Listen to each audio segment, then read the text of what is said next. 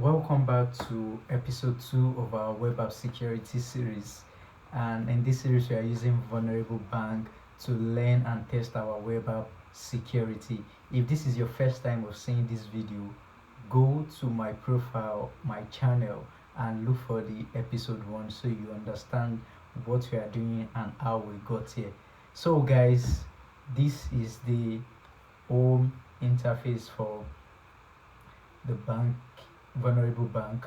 So now let's try to create an account on Vuln-Bank so we can see the internal components and dashboard. So let me register username.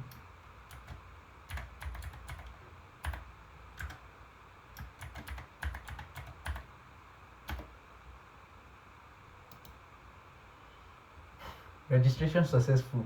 Proceed to login. The first thing I'm noticing on this application is a weak password policy enforcement. Yes, the password that I use is very weak and it's accepted it.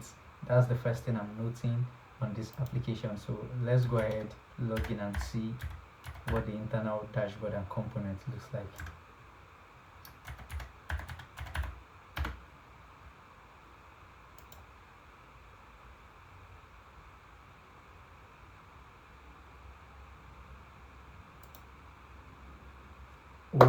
Okay guys, so once you register, you can see a welcome back with your username.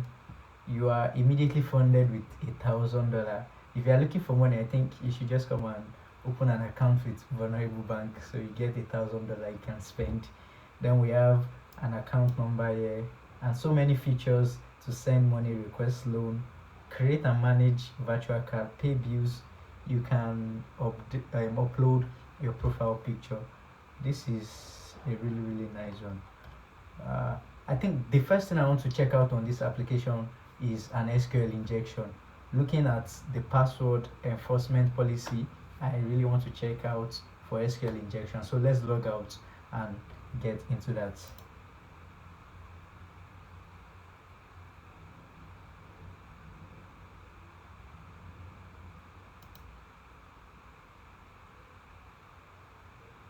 So for this, I want to have my Bob Suits intercept on so I can intercept the traffic.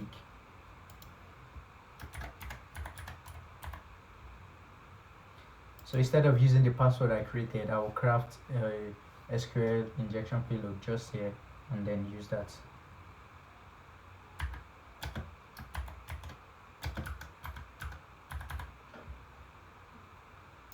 So when I click login, I should be directed to Bob Suits and see. Okay, then let me forward this. Okay, there's an SQL injection vulnerability on this application, guys. And voila, we are in.